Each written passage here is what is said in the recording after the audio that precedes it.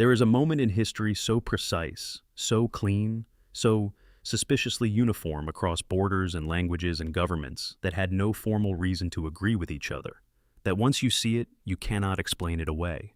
Not with coincidence, not with the comfortable language of progressive reform, not with the standard story of cities simply growing up and needing order. The moment I am talking about lasted roughly 10 years, from 1916 to 1926. And in that single decade, something fundamental about the relationship between a human being and the land beneath their feet was quietly, methodically, and almost completely reversed. Not with fanfare, not with revolution, with paperwork. What was lost in those 10 years was not recorded in any obituary. No historian marked its passing with appropriate gravity, but it was perhaps the most intimate freedom the ordinary person in the Western world had ever possessed. And the strange thing, the thing that keeps pulling me back to this investigation, is how little resistance there was, how few people noticed, how thoroughly the absence of what was taken was filled by the assumption that it had never existed at all. To understand what disappeared, you first have to understand what existed before. I want you to picture something, not romantically, not nostalgically, but practically and precisely. The year is 1903. A family in rural Ohio owns 40 acres. They have built their home themselves, with their own hands, with communal knowledge passed from fathers and neighbors, and the kind of practical engineering that lived in muscle memory rather than certified credentials. They decide they want a second structure on their land, a workshop, a storage building, a place to work through winter. So they build it. No application, no fee paid to an office that did not yet exist, no waiting period while a bureaucrat reviewed their plans, no inspection scheduled for a Thursday 3 weeks hence, no certificate issued upon completion confirming that what they built on their own land met the approval of someone who had never stood on it. They built what they needed on land they owned because that was what owning land meant. It meant the land was theirs. The decision was theirs. The result was theirs. That is not a description of a fantasy. That is a description of legal and social reality for the vast majority of ordinary people in the Western world as recently as 120 years ago. And it is completely unrecognizable to us now. Walk 20 years forward from that Ohio farmstead. The same act, building a structure on your own property, now requires an application. It requires a fee. It requires a review process. It requires an inspection. It requires a certificate of occupancy. And in many jurisdictions, it requires a reassessment of your property value that will increase the annual cost of owning that land permanently for the rest of your life and the lives of whoever inherits it after. You pay to improve your own land, and then you pay more every single year because you improved it. The gate had been built, and here is the thing about that gate. Most people born after it was built have never once questioned whether it should be there. It is simply part of the landscape, the way things work. The way things have always worked, except they have not. They have not always worked this way at all.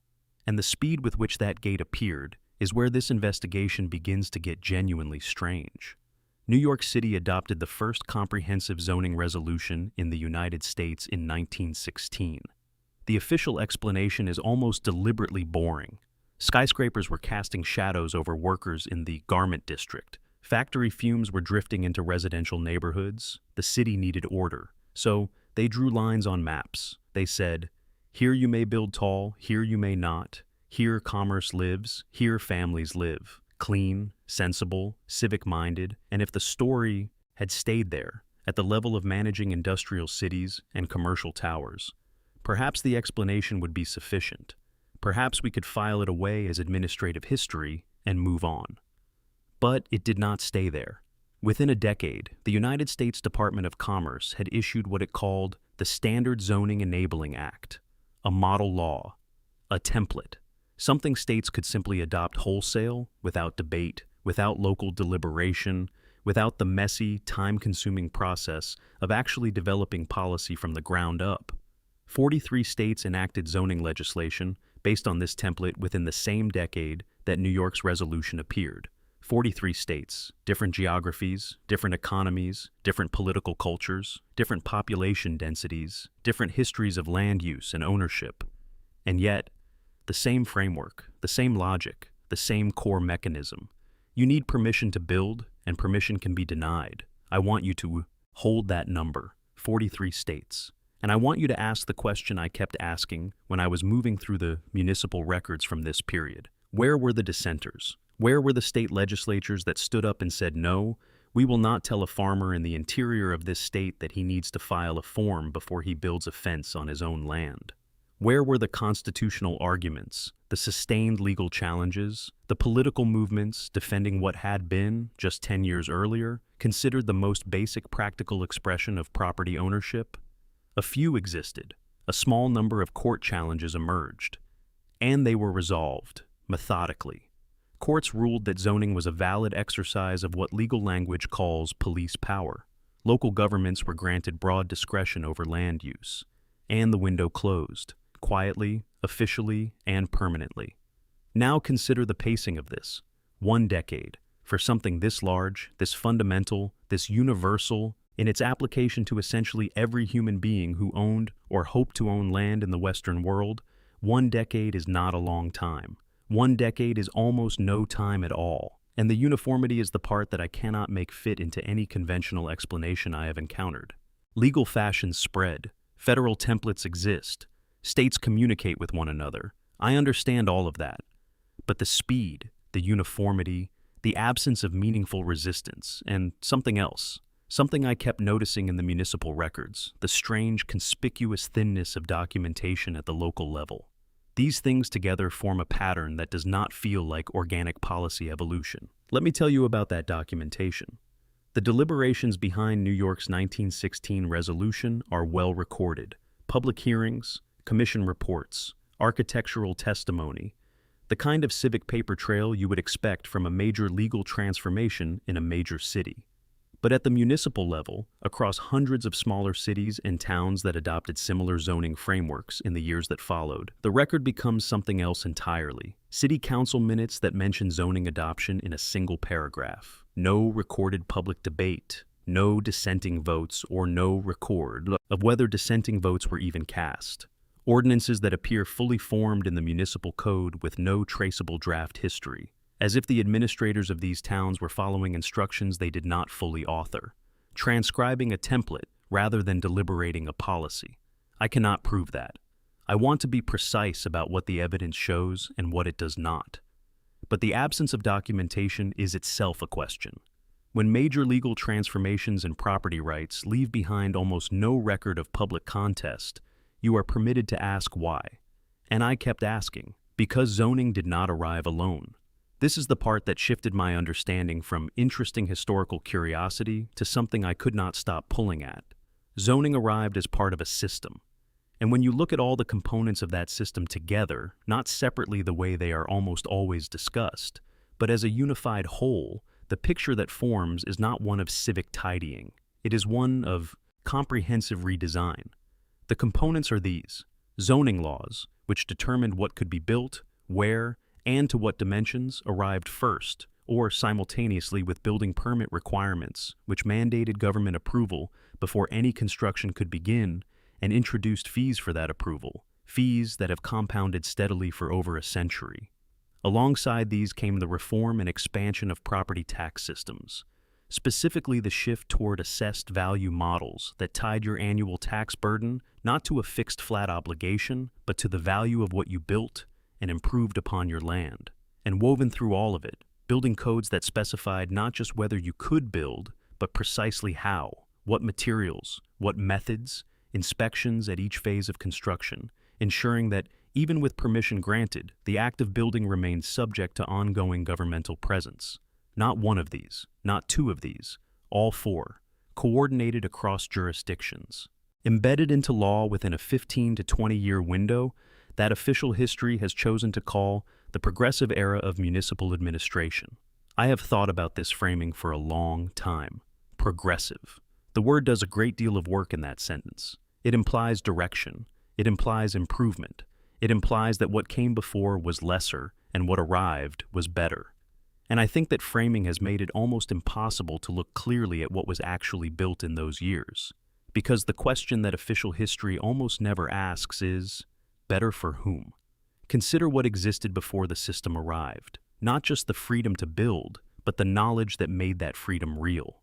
In the farmsteads of the American interior, in the self-built towns of the Midwest, in the craftsman homes of the Pacific Northwest, ordinary people built structures of genuine sophistication and durability without architects in many cases, without permits in all cases, without inspections in virtually every case. They built using communal knowledge, practical engineering that passed from father to son, from neighbor to neighbor, from the long accumulated intelligence of people who had a direct personal stake in whether what they built stood or fell. That knowledge was not written in textbooks. It was not credentialed or certified or filed with any authority. It lived in hands and eyes and in the slow transmission of skill through practice. What the permit system and the credentialing apparatus it created did not do was replace that knowledge with something superior. What it did was interpose a licensed intermediary between a person and the act of building on their own land. It created a class of certified contractors, approved inspectors, credentialed architects whose involvement was now legally required regardless of whether the work demanded their expertise or not. And who paid for that intermediary class? Who funded the inspectors and the permit office and the code, enforcement departments, the property owner, through fees, through compliance costs, through the taxes that funded the bureaucratic infrastructure of oversight? You paid for the system that restricted you. And then the knowledge began to die. Not immediately. The people who had built freely did not forget what they knew the moment the new codes appeared. For a generation, sometimes two, the knowledge persisted. It was practiced quietly. Old-timers built what they needed and trusted their neighbors not to report them to the municipal inspector. Communities found ways around the new framework because the knowledge was still alive in people who had used it all their lives. But knowledge that cannot be legally practiced does not survive. Skills that are structurally excluded from expression atrophy within a generation. When the people who built freely were gone, the generation that followed had grown up inside a world where building required permission, hiring licensed professionals, and navigating approval processes before a single board was laid. They did not experience this as a restriction. They experienced it as simply the way things are.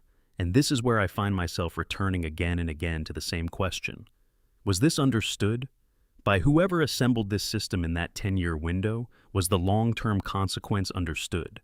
That if the legal framework persisted long enough, the knowledge would not need to be confiscated or destroyed. It would simply cease to be practiced, and then cease to be remembered, and then cease to exist as anything more than a historical footnote that most people would find slightly quaint.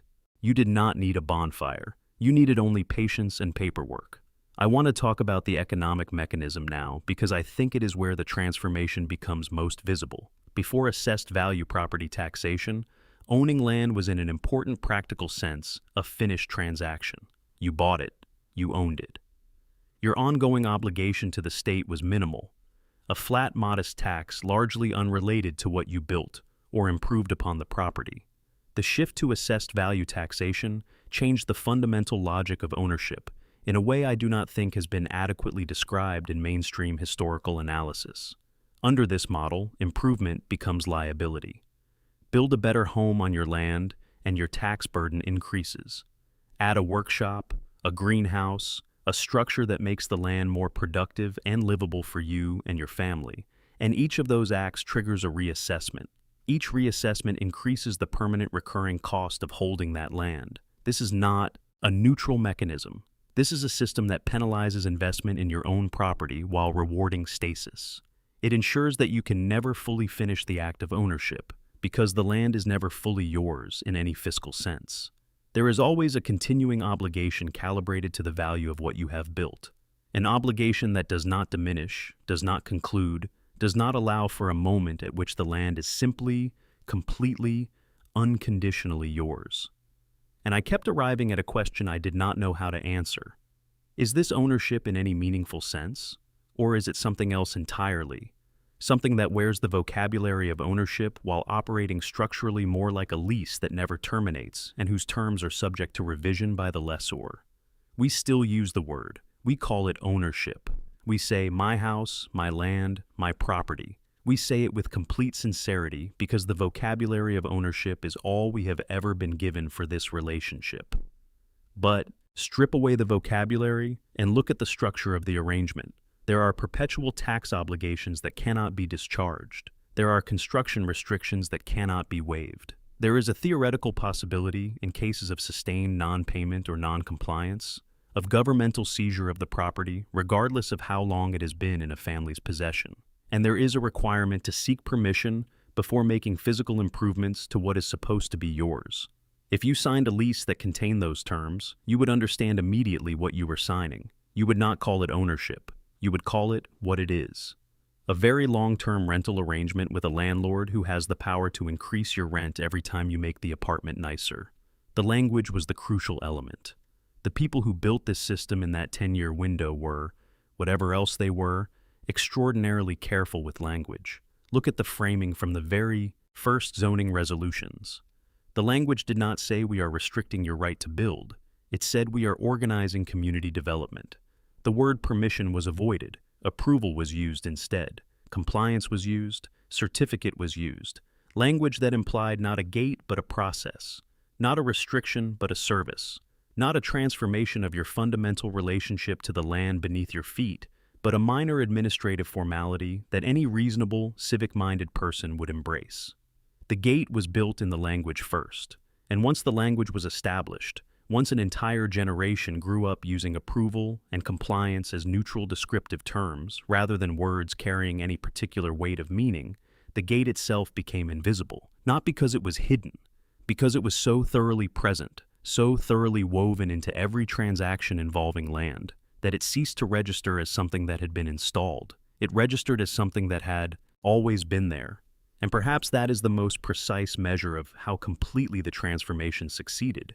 Not that the system was built in 10 years, but that within 2 generations, almost no one remembered a world in which it had not existed. Almost no one looked at the requirement to file an application before improving their own property and thought, this is strange, this is new, this was not always so. They simply filed the application. They paid the fee, they waited for the approval, and somewhere in the distance, beyond the edge of what they had been taught to consider possible, the memory of the Ohio farmstead in 1903 and the family who built what they needed because they owned the land, and that was enough. That memory grew quieter and quieter until it was indistinguishable from silence. I came into this investigation looking for a story about planning history. I expected the usual explanations: industrialization pressures, genuine public health needs, the legitimate, growing complexity of urban life. And those things are real, and I am not dismissing them. They are part of what happened, but they are not the whole of what happened. Because what was assembled in that 10-year window was not merely a planning system. What was assembled was a comprehensive architecture of dependency, a framework in which the autonomous individuals standing on their own land required governmental permission to exercise what had for centuries been the most basic practical meaning of ownership. And that framework was coordinated, legislated, judicially ratified, and linguistically normalized within a single generation. Someone understood what they were building, or perhaps no single someone did. Perhaps it emerged from a convergence of interests: insurance industries that benefited from standardized construction, municipal governments that discovered permit fees were a reliable revenue stream, political philosophies that genuinely believed in centralized oversight of the development, real estate, and development interests that found the credentialing apparatus a useful barrier to small-scale autonomous competition. Perhaps it was all of these together, pulling toward the same outcome without formal coordination. I do not know, and the thinness of the record in so many places means I may never know. But I find myself returning to that farmstead in Ohio. A family and their land and what they built upon it without asking anyone's permission, because they did not need to, because the land was theirs. At what point did we decide that was insufficient? At what point did we determine that a person standing on their own land reaching for a hammer needed to wait for a certificate before the first nail was driven? Was it the cities that demanded it? Was it the machinery of progressive reform operated by people who genuinely believed they were improving the world? Was it something more deliberate moving through institutions that looked entirely respectable from the outside? The record in so many places is simply not there. What I do know is that something was lost. Not blueprints, not the materials, not the stone or the timber. Something quieter and harder to rebuild than any structure. The assumption so ancient it preceded law, preceded municipalities, preceded the very concept of zoning, that when a person stands on their own land, they are sovereign there, that the land is theirs, that what they choose to build upon it is theirs, that no permission is required to exist fully on property you own. That assumption is gone. So thoroughly gone that most people find the question slightly strange. A curiosity, a historical footnote, the sort of thing you might discuss for a few minutes before returning to the permit application that is due by Friday. And maybe that is the final and most unsettling detail of all. Not that the system was built in 10 years, but that we stopped noticing it had been built at all. The 10-year window closed long ago. The gate is so thoroughly integrated into the landscape that most of us have never once walked up to it and asked who put it there, and why, and what was on the other side before it existed. But the questions remain, and the record, thin as it is in so many places, is still there for those willing to go looking. The investigation continues.